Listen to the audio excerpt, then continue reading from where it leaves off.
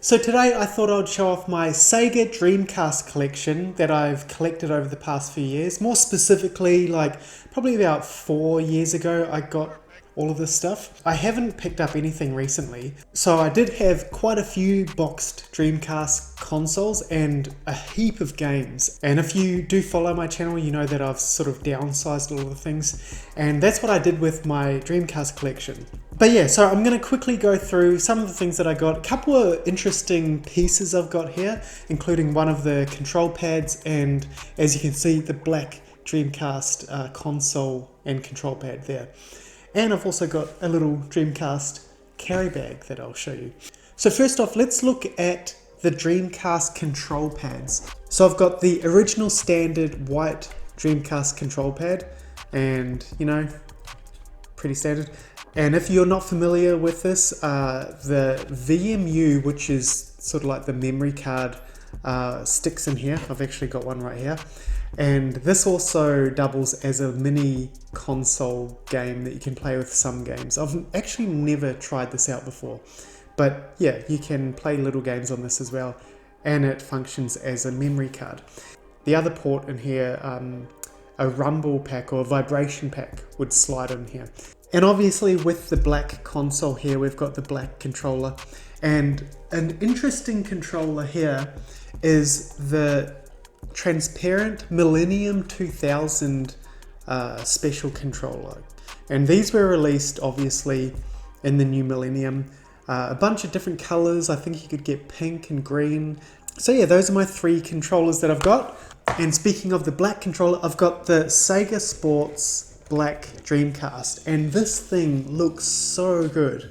I wish the standard Dreamcast came in black, just like all the rest of the Sega consoles. I'm not sure why they decided to go with white, who knows.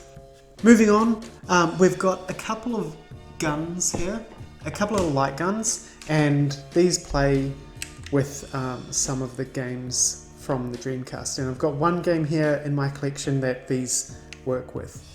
And here I've got a Dreamcast carry bag. I remember buying a bunch of Dreamcast items on eBay, and this wasn't actually included in the photo. So this was a really cool surprise that came in with that bulk lot. And obviously we've got my box here, standard Sega Dreamcast box. And this comes with the PAL Dreamcast. These two are for Japan and North America. I have done an unboxing on my channel of this Dreamcast, and so yeah, if you're interested, check it out. And now I'll just go through some of these games, or all of them. And like I said, I had so many Dreamcast games and I sold quite a lot of them. So these are the games that I kept out of my entire collection. So the first one is probably my favorite Dreamcast game, and it is Power Stone. And I don't think I've got Power Stone 2 here, but yeah, it is such a good game. And yeah, if you haven't played it, like, it holds up today. It is so much fun, especially if you're playing with friends. Worms Armageddon. I'm a huge fan of Worms. I've played it on so many different consoles, and yeah, Worms Armageddon. And now the game that plays with the light guns is The House of the Dead 2. And obviously one of the most famous games is Crazy Taxi for the Dreamcast and Crazy Taxi 2. These are huge arcade games back in the day, and they were ported onto the Dreamcast. And you can't have a Sega Dreamcast without Sonic Adventure, one of the best Sonic games after the 2D Sonic classics. So Sonic Adventure, Street Fighter Alpha 3. Big Street Fighter fan, always has been.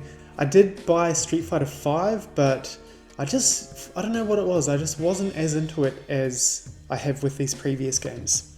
Another really cool Dreamcast game, Vigilante 8 Second Offense.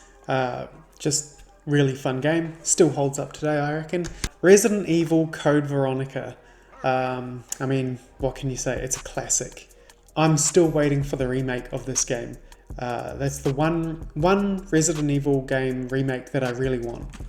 Obviously, Shenmue for the Dreamcast. And I've I played this when I first started collecting for the Dreamcast. I didn't have the Dreamcast growing up, so I had never played any of the Dreamcast classics, and Shenmue was the first game that I played and completed on the Dreamcast. This was only like 2014-15.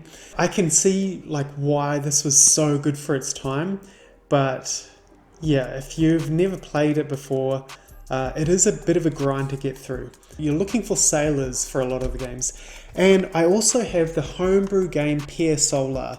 This is a pretty good RPG game, and this was only released a few years ago, originally on the Mega Drive, and then they ported it to the Dreamcast.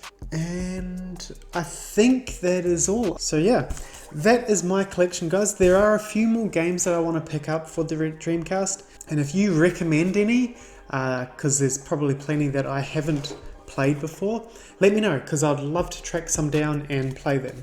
So yeah, thanks for watching, guys. That's my Dreamcast collection. Hope you enjoyed. Thanks a lot. Bye.